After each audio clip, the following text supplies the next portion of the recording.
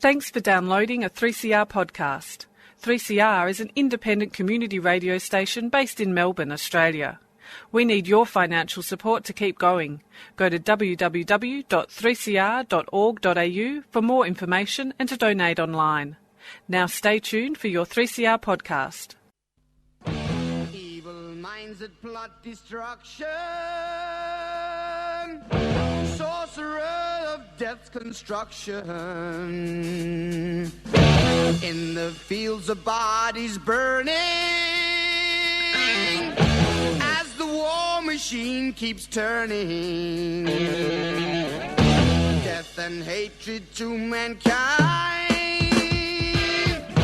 poisoning their brainwashed mind. Welcome to the Anarchist World This Week, broadcast across Australia on the National Community Radio Satellite. Listen to the Anarchist World This Week, Australia's sacred cow slaughterhouse. Listen to analysis of local, national, international events. Listen to analysis you'll never hear anywhere else.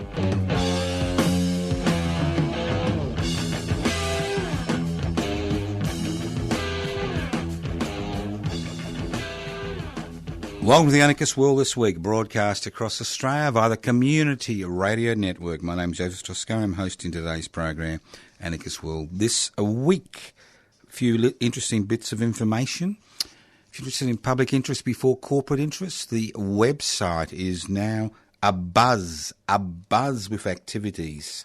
Policy statements, the Congress on the 16th of March, activities. So I have been instructed by the person who's running the website for you to have a look at it. I've had a look at it and I've been amazed. It is a professional web page. So if you go to pibci, pibci.net,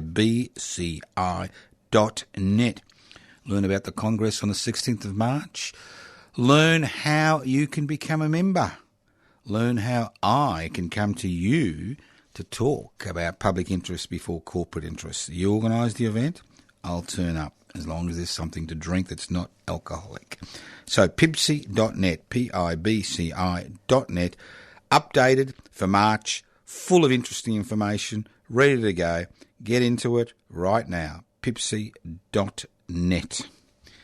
Now, those of you wondering about lunches and dinners, tonight is dinner night, 6 p.m, La Porchetta, 398 Rathdown Street, Carlton North.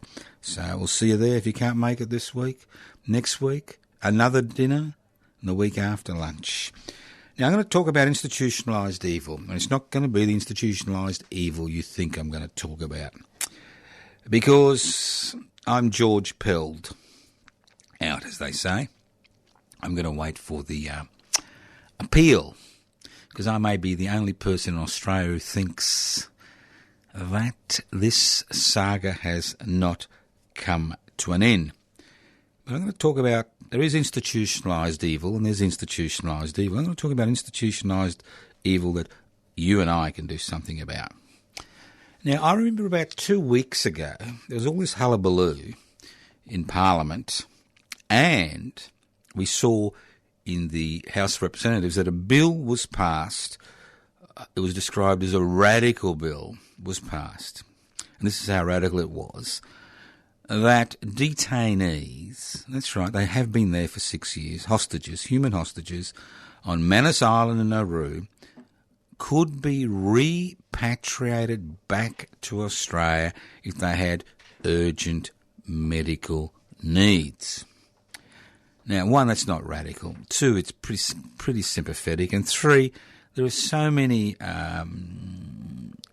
criteria around it that there's no way it was going to be exploited. Now, so what is institutionalised evil? Institutionalised evil is the response that we have seen from sections of the Australian media and that we have seen from the current government and the government in Nauru.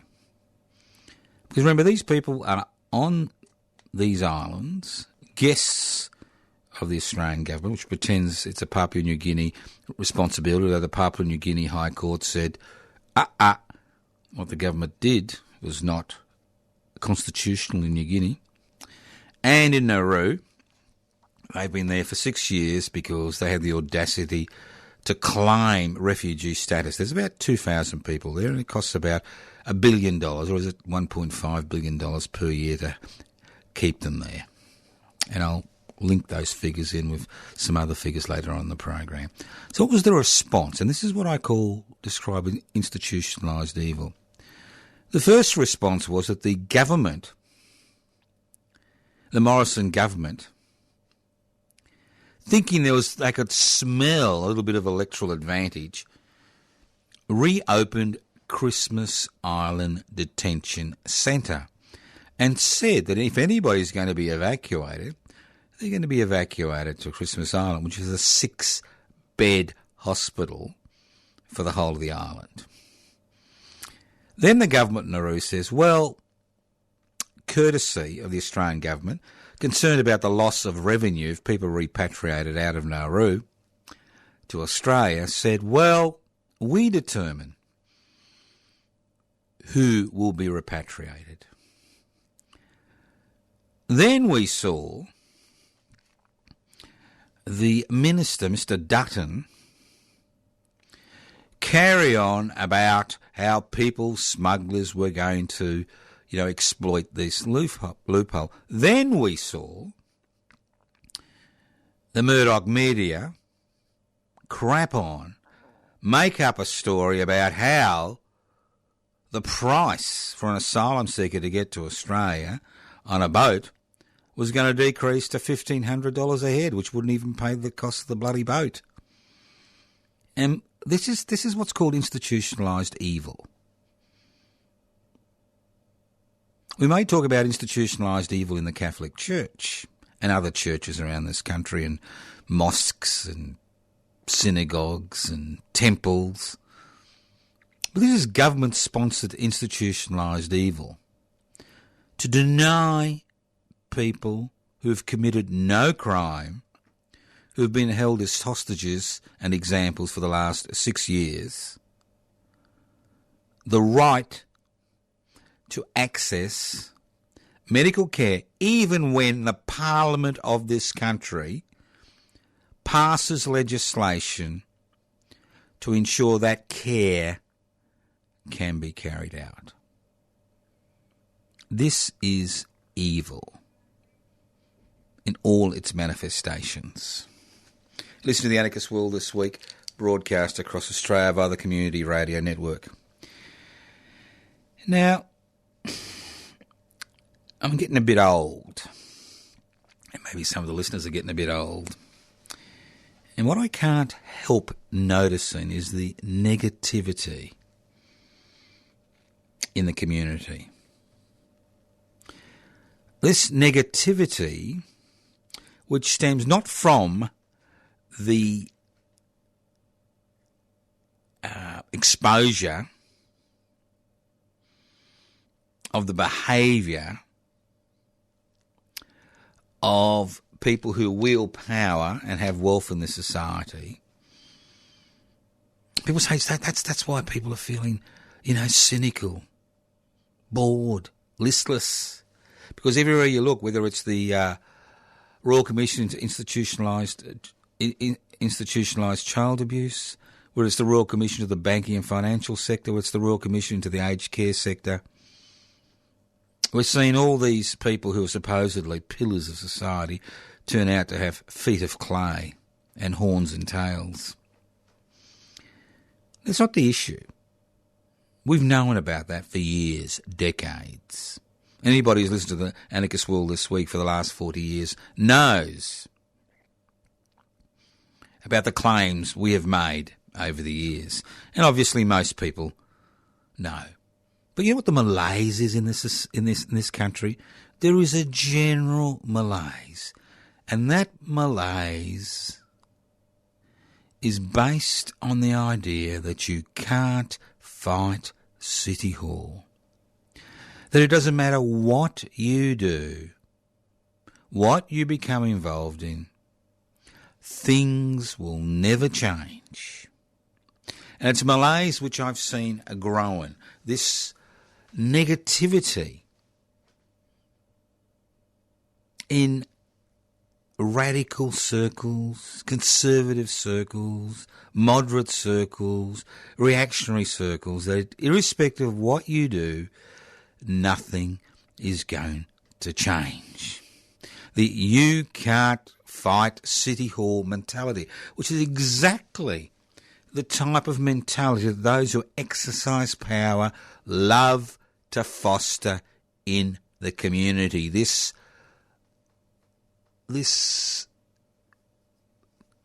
scourge, yes, I was lost for words, this scourge of defeatism that we see in people saying, shrug their shoulders and say, well, that's the way it is. Well, there's not much we're going to do about it. Well, they may be right. There's not much Parliament's going to do about it without a kick up the arse. There's not much business is going to do about it without a kick up the arse. There's not much the churches and the institutions, the religious institutions are going to do it, except there's a kick up the arse. And that kick up the arse comes from us, the people. That's right, the people. It comes from us. Because democracy isn't about casting a ballot every 3 to 4 years to elect a representative to make decisions for you for the next 3 to 4 years. Democracy is about taking action. It's about direct action. It's about maintaining continual pressure. And what we do on the Anarchist World this week is we try to organise events and campaigns which are based on the idea that we, as individuals and groups, have the power to fight City Hall. Not only the power to fight City Hall, but the power to change legislation, the power to change attitudes, the power to change direction. We have that power. But unless we exercise that power in our tens of thousands, you will find that irrespective of the findings of 1 million royal commissions, it will be business as usual in these sectors. Business as usual. As long as we are bystanders. As long as we just are voyeurs on what happens around us. As long as we we shrug and say, well, what do you expect? Everything's corrupt. Everybody's corrupt. You can't change anything. Pass me another joint. And that's the dilemma. That's the dilemma all activist groups face. How do you mobilise people regarding issues which directly affect them? For example, the Public Housing Everybody's Business campaign, which we have been conducting in one form or another since the end of 2006. Not just the Anarchist Institute, but public interest before corporate interests. And it's quite interesting to note the type of people that come to these rallies on the steps of Parliament House. Now, we are involved in a long-term campaign. We are not involved in some negative thing. And we do believe, and we know, not just believe, we know that if the right type of pressure applied to the 88 members of the Victorian House Legislative Assembly and the 40 members of the Legislative Council, and the right type of pressure applied to state governments around this country, that the issue of housing affordability, not just the issue of homelessness, that the issue of housing affordability could be solved within a few years. And it's not about blood in the streets, bloody revolution, some type of ideological fixation. Simple, straightforward policies. Why not use the revenue raised from stamp duty, which is the tax an individual or a corporation or a company pays when they buy property? Why not quarantine that stamp duty revenue for public housing? And you could house over 3 million Australians, that's 3 million Australians, around 15% of the population in public housing within a decade, by 2029, within a decade. And you don't have to build huge apartments, and you don't have to give away public housing titles to the privately owned social and community housing sector. But what it does is that you can spot purchase properties across the nation to house people. And a strong public housing sector has significant impacts on the economy. And I'll go through them again and again and again and again. And the impacts are very simple. The stronger the public housing sector, the greater the pressure on the rental market, the greater the reduction in private rentals, as fewer and fewer people need to rent privately, because public housing should be available to anybody who cannot afford to enter the private housing market. As the returns on rental properties decrease, you'll find a flood of properties going to the markets, which will decrease price at the lower end of the market and allow more and more first home buyers to actually acquire, with the help of some financial institution, their own property. Public housing affords not just income security in terms of only 25% of income being used to pay rent, but it provides social security. It allows people to bring up their children in a stable environment in the same area without the need to constantly move. And that actually increases social cohesion. And spot purchasing means that people from all walks of life are forced to rub shoulders, not the creation of ghettos, which are out of sight, out of mind solutions, so-called solutions to the housing crisis. Now, if you've got 3 to 4 million people extra living in public housing around this country, think of the money which will be released into the economy as rents decrease, housing prices decrease at the lower end of the market, and people have increased spending power at their disposal. Think of the boost that would give to the general economy.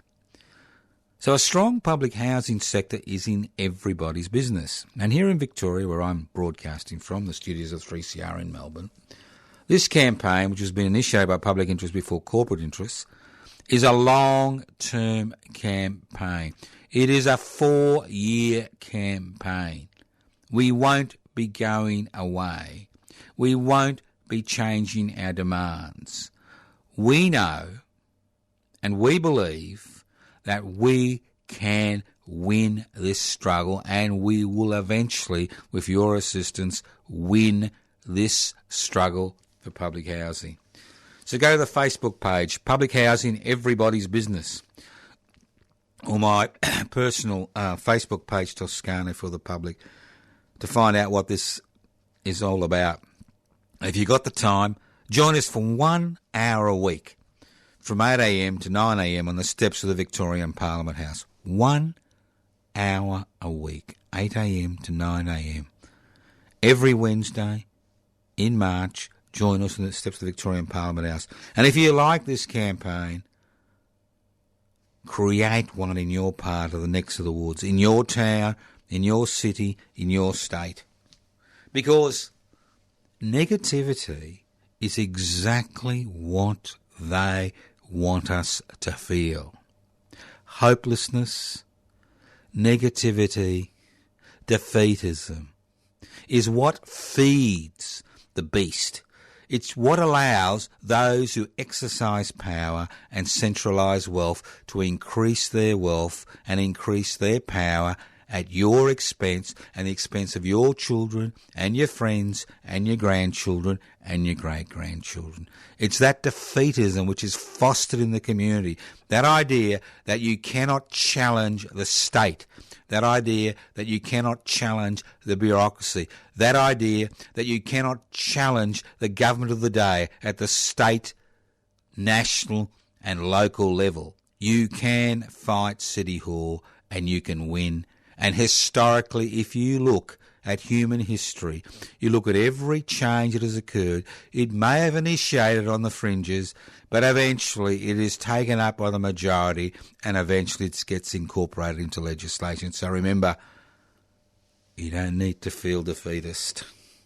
You don't need to be negative. Doesn't mean you're not realistic. There's a big difference between realism and defeatism. So think about it. You do have options. You don't have to accept the prevailing community view that struggle is useless. As they say, dare to struggle, dare to win, don't struggle. Continue to drown in the same problems you face today. You listen to The Anarchist World This Week, broadcast across Australia via the Community Radio Network. Now,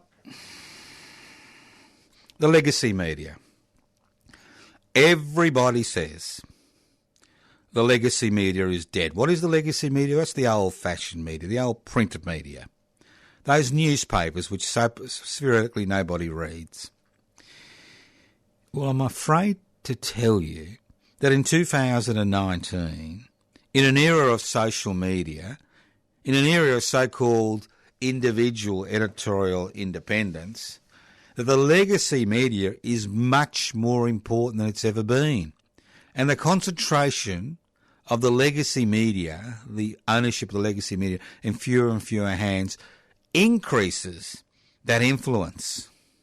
Because Rupert Murdoch, who owns The Australian, has run a national newspaper for over 60 years and never made a cent from that newspaper because he knows that legacy media sets the agenda for the community. Look at television, look at social media, look at listen to radio, the commercial sector and the government gelded ABC, and you will see that what are the lead stories in the legacy media tend to be the lead stories in all other media outlets. And that's why in The Anarchist World This Week, you don't see me following that well-worn path where people comment on what is the legacy media. I do my best not to read the legacy media so that I've got my own ideas about what's happening in the world today. But ultimately, as I said before, ultimate political authority comes from the people. Not from a defeated people, not from an alienated people, not from a cynical people, but a people who understand and believe that ultimate political authority rests in their hands, not in the hands of the state or the government of the day or the bureaucracy or the corporate sector, but rests in their hands. And it only rests in their hands when they are willing to take action to raise the issues that are important to them. If you look at what's happening in Sudan today, what's happening in Iran, what's happening in many other parts of the world, you will see that people taking matters into their own hands is what frightens governments around the world. So instead of sniping from the sidelines, why don't you join an established group? And if you don't like the established groups in your area, why don't you form a new group to act as a burr under the corporate saddle, a burr under the bureaucracy, a burr under the state saddle? Think about it. No irritation, no opposition, no resistance, no change. And that's why we don't see change in 21st century world and 21st century Australia. Because the government of the day and the leading opposition parties are basically two sides of the same coin. There may be a different picture on either side of the coin, but they are two sides of the same coin. And nothing will change until until we as a people, we as groups, we as individuals challenge the idea that there are only two solutions to every problem. Listen to the Anarchist World this week, broadcast across Australia via the Community Radio Network. My name's Joseph Toscano. I'm hosting today's program. If you'd like an application form to join public interest before corporate interests, download the information from pibci.net. Don't forget, the Public Interest Before Corporate Interests webpage has been updated for activities in March. There's information about the Congress on the 16th of the National Congress on the 16th of March. Information about discussion regarding certain policy statements. Information regarding how to join, how to get involved. Go to pibci.net. If you want to learn more about anarchism, go to anarchistmedia.org. That's anarchistmedia.org. If you want to write to me at Post Office Box 20, Parkville 3052. Post Office Box 20, Parkville 3052. And yes, I do answer letters. I know it's hard to believe, but I do answer letters regularly.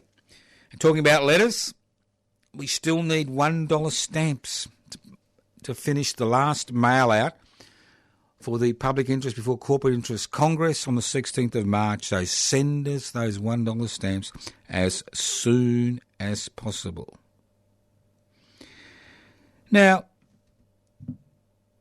people say, and I used to say, until I opened my eyes, that we've never had a more stable society in terms of the number of wars, the number of deaths that are occurring. And then you look at the figures and you start to wonder.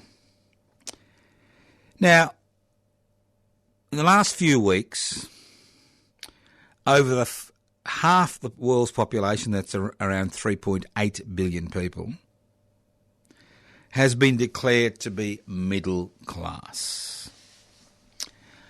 And what's the definition of middle class? The definition of middle class is if you've got $15 disposable income per week after you've paid all your bills. And I'm sure everybody will go, whoopee-doo. All these people have gone from, being poor, low, into the middle classes. Happy, hallelujah, hallelujah. Then when you look at the change that occurred over the last 40 years, yes, the four famous words, during the deregulation, privatisation, globalisation, corporatised revolution, what we've seen is how wealth has flowed upriver. Forget about the snowy mountain skim and its harebrained ideas, but about wealth flowing upriver, not downriver. In Australia in 2019, 1% of Australians own more than 70% of the collective wealth of the country. And as I said before, it's a little bit like, we're all eating at the same table. The top end of the table has everything, and the bottom of the table eats the scraps. And those of you who think, oh, well, he's just, you're just drumming this up.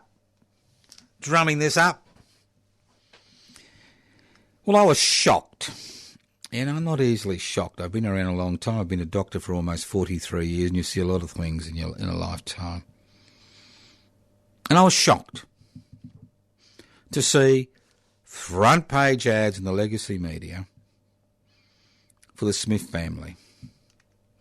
I've got nothing against the Smith family. I'm sure they do wonderful work.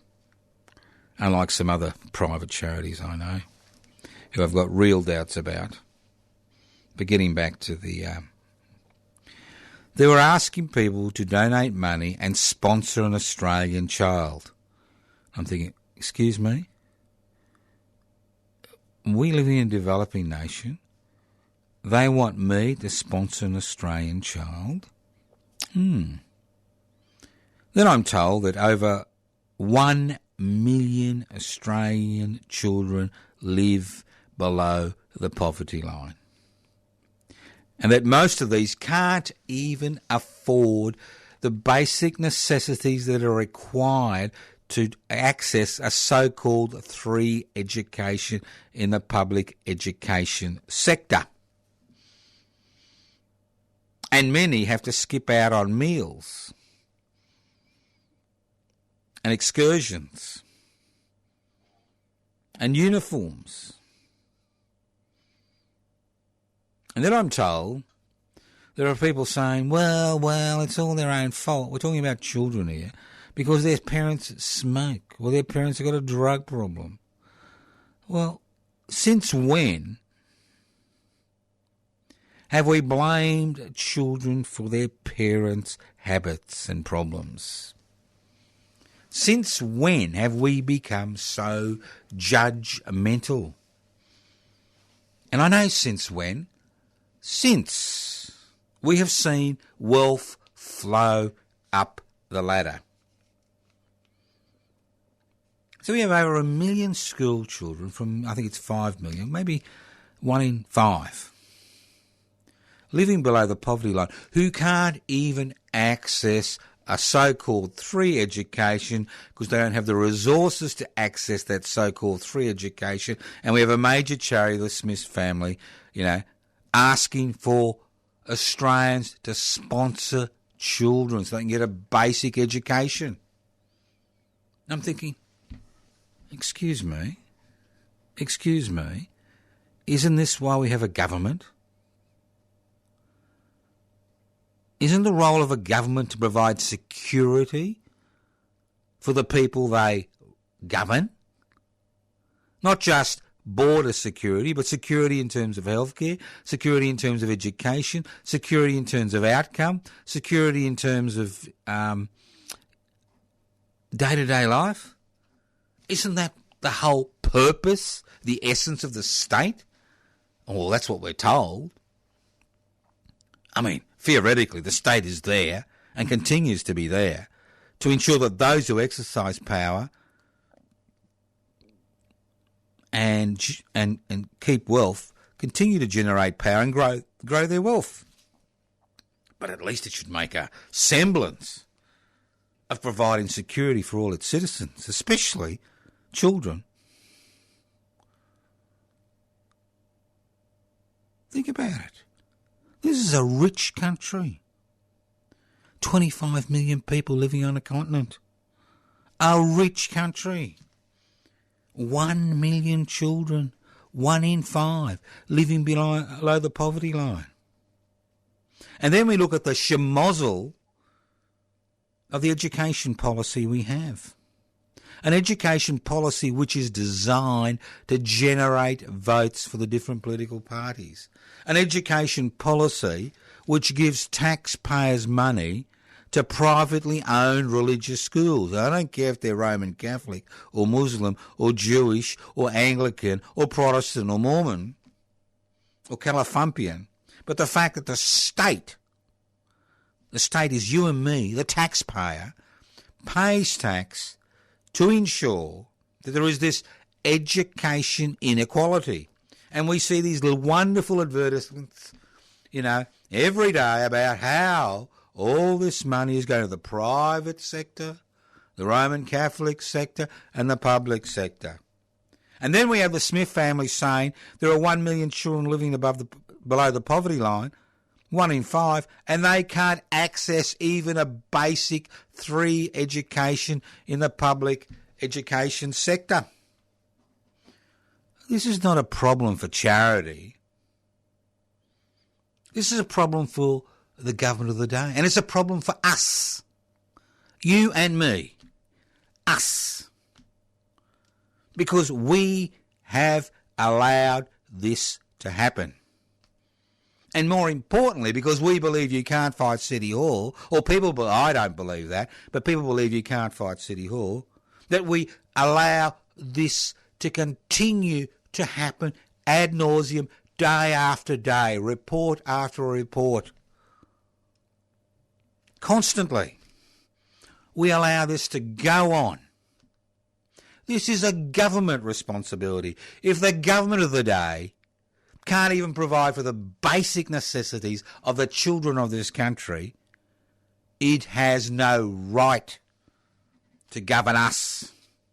But as the election draws near and we get seduced by the propaganda, and it is propaganda, just as we see propaganda in communist China, communist North Korea, and the list goes on, we see the propaganda. We will see propaganda regarding the next federal election, and dutifully the majority of Australians will go to the ballot box and give their vote to one of the major parties, hoping against hope that these problems will be addressed.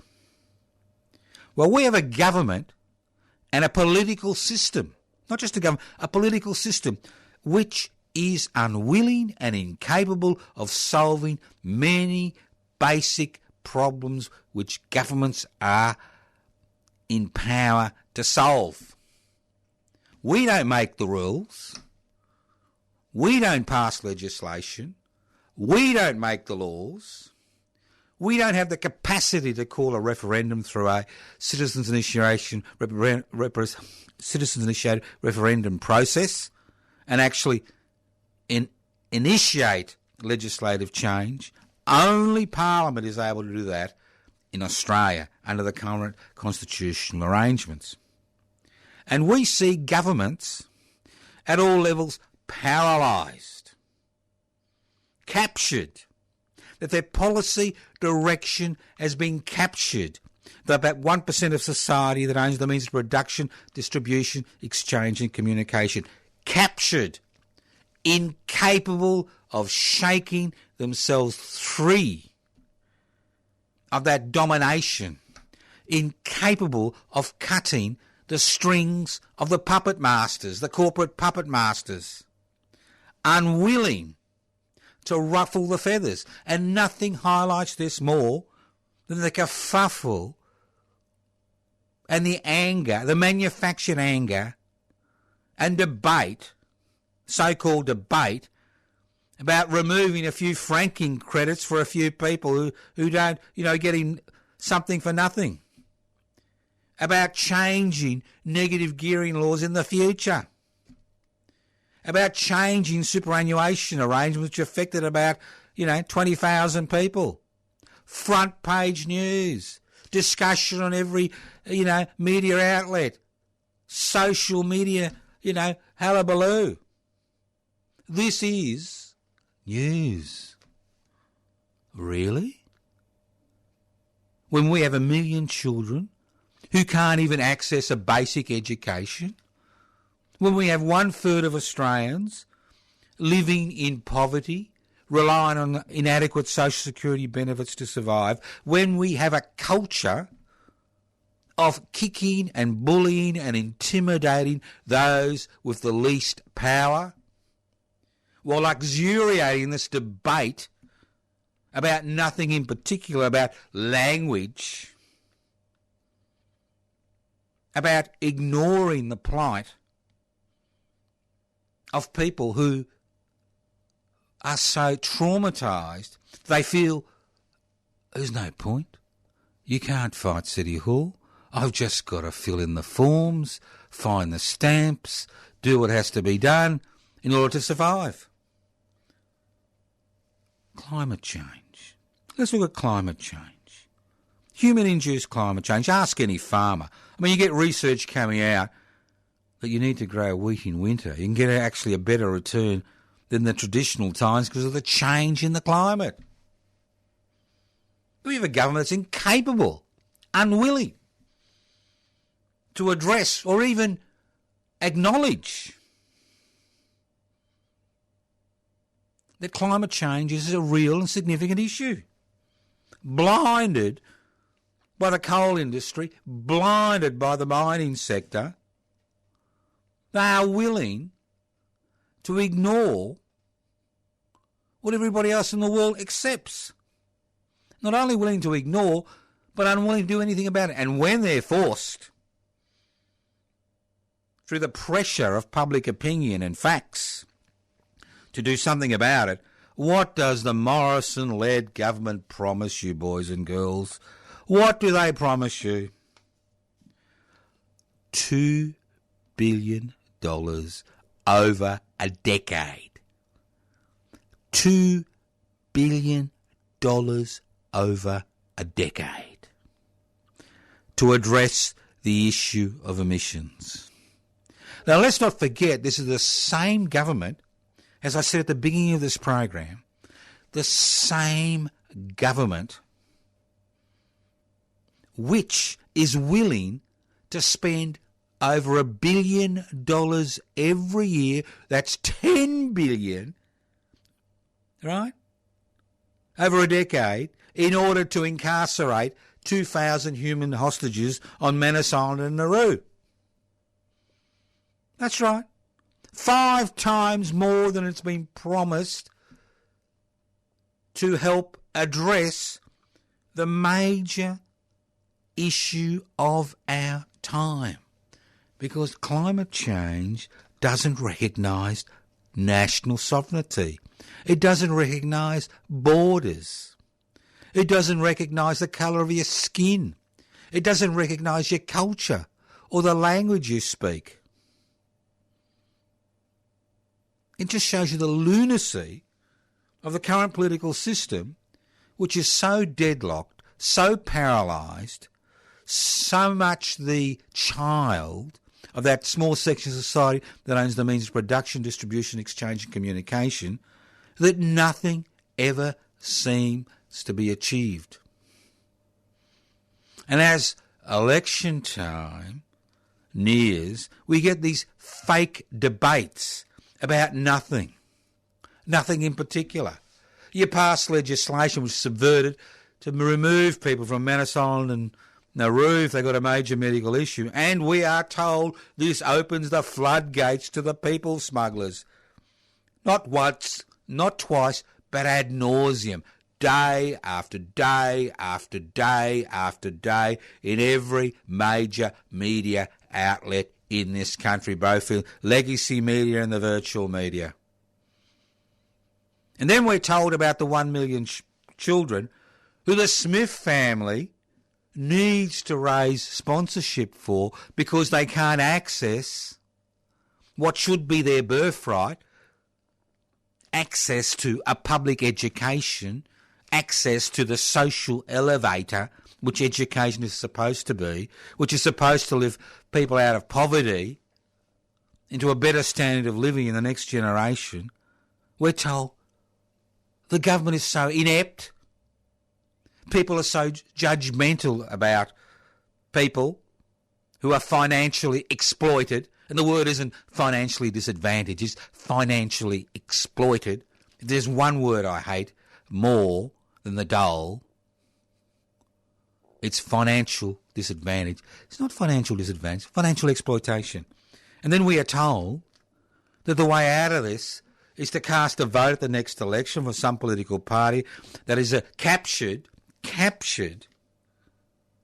whose policy direction is captured by that small section of society that has so much wealth and so much power that it determines the lives of millions of people in this country.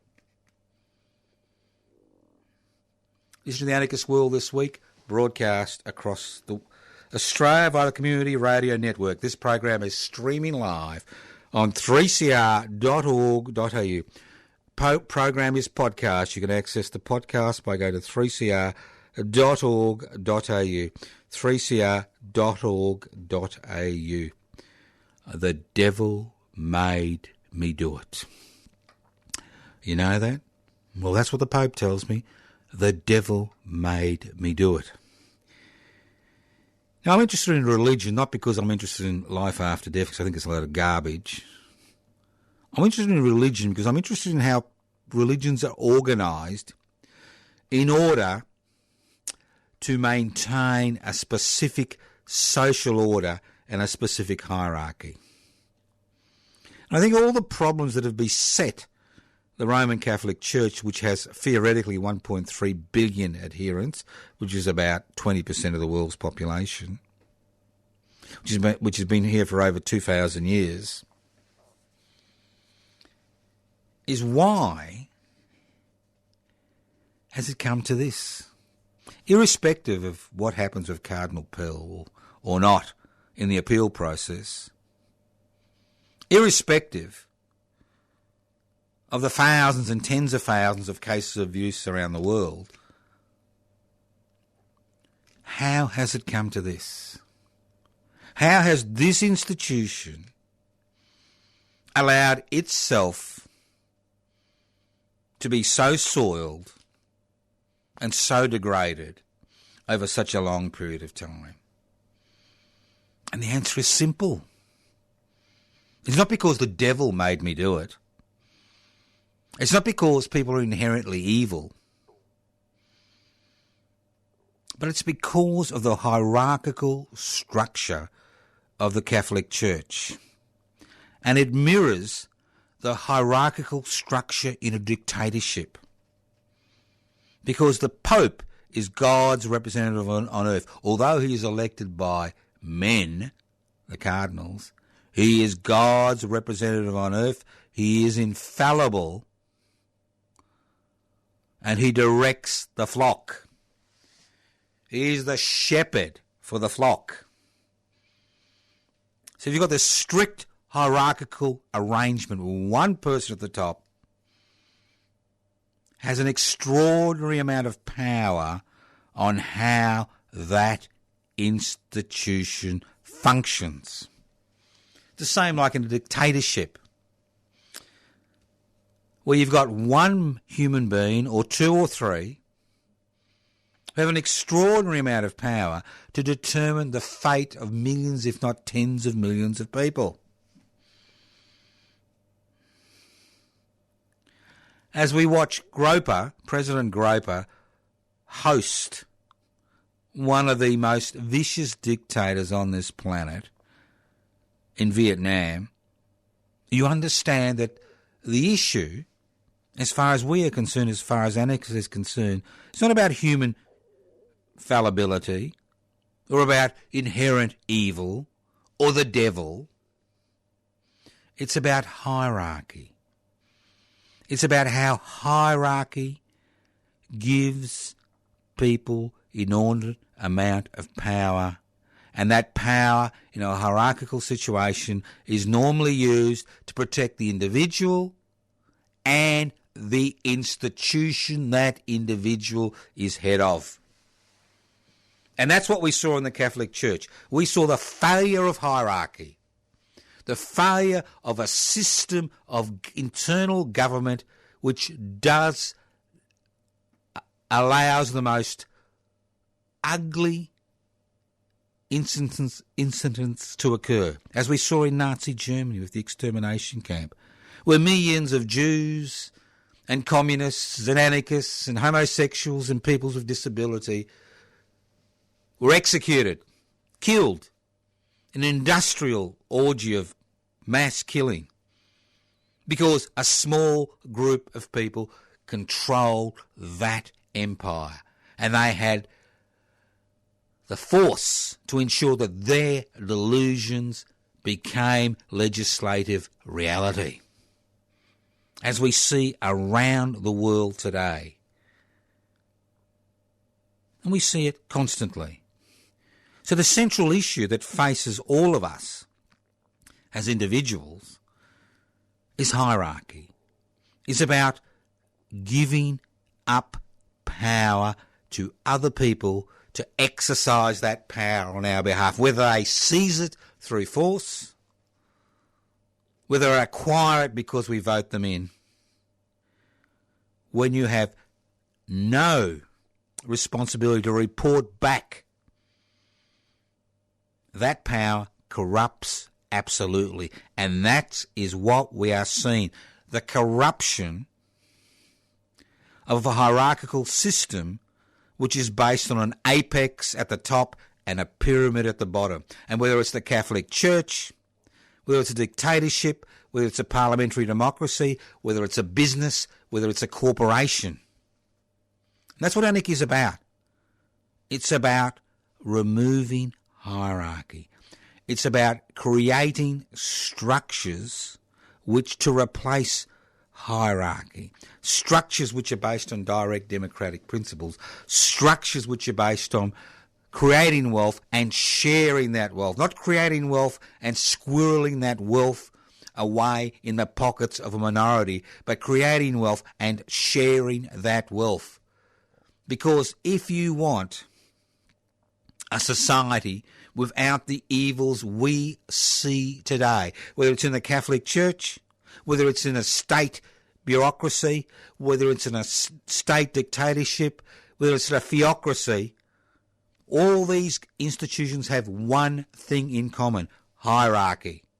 And we need to be involved in that struggle to break down hierarchy. And that is the anarchist struggle. It's about creating a society where we no longer need hierarchy. And as human beings, we are capable of anything. We are capable of mass murder.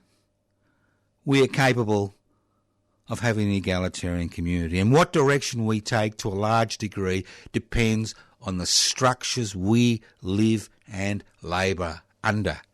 And the more hierarchical those structures, the more destructive potential we have in the community.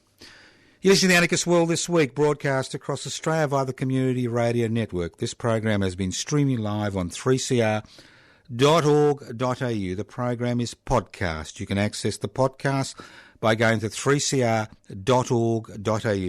My name is Joseph Toscano. Don't forget, if you go to dinners, and it's the 27th of February, the PIBC dinner with Joseph Toscano will be held at the La Porchetta, 398 Rathdown Street, Carlton North in Melbourne. All welcome, 6 p.m. to 9 p.m. If you'd like to learn more about PIBC, look at our updated web page, PIBC, PIBCI.net. You can download the application from PIBC, PIBCI.net. Learn more about anarchism, anarchistmedia.org. Go to the Public Interest Before Corporate Interest YouTube channel. See yours truly wander around the city of Melbourne and Australia, telling it how it is. That's right. Every week, new YouTube presentation. Please comment. Become a friend. Become one of my friends on my Facebook page, Toscano for the Public. I can assure you, we vet all our friends. No pornography stars, please. You can ring us on 0439 395 489. 0439 395 489. Leave a gentle message. You're harsh, I won't return the call. And if you don't leave a number, I can't, can I? And yes, I do answer letters. You can write to me at Post Office Box 20, Parkville 3052. Don't forget, if you live in Victoria, live in Melbourne, 8 a.m. every Wednesday in March, Victorian Parliament House, public housing, everybody's business, rallies. Don't forget the 1st of May, we'll be organising something for that. Don't forget the 16th of March, Public Interest Before Corporate Interest Congress. You want to attend, you need to be a member, so download that application form, pibc.net. You're listening to The Anarchist World This Week, broadcast across Australia via the Community Radio Network, across Australia, courtesy of the Community Radio Network. This program has been streaming live on 3cr.org.au. That number once again, Post Office Box 20, Parkville 3052. And yes, we still need $1 stamps to get out those last few hundred letters out to PIBC members to attend the Congress on the 16th of March. Thank you once again for listening to The Anarchist World This Week on your local community radio station. Listen in to The Anarchist World This Week on your local community radio station next week. And if you want your friends to listen, tell them about the podcast. Tell them to go to 3cr.org.au, Anarchist World This Week. And hey, presto, you and I will be an item for an hour. That's right, and it costs you nothing. That Post Office Box 20, Parkville 3052. That's where you send the stamps. You can't send stamps via virtual mail, but Post Office Box 20, Parkville 3052. That phone number 0439 395 489. Updated webpage for PIBC, PIBC, PIBCI.net, bursting full of information.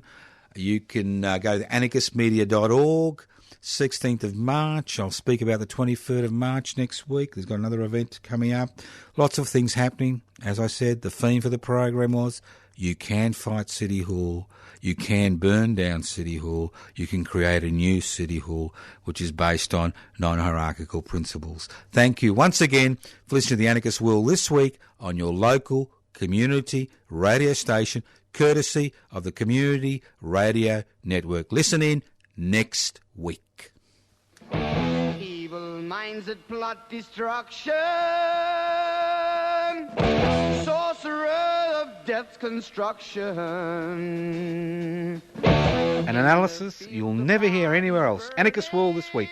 Australia's Sacred Cow Slaughterhouse. 10 a.m. every Wednesday. Listen to The Anarchist World this week for an up-to-date analysis of local, national and international events.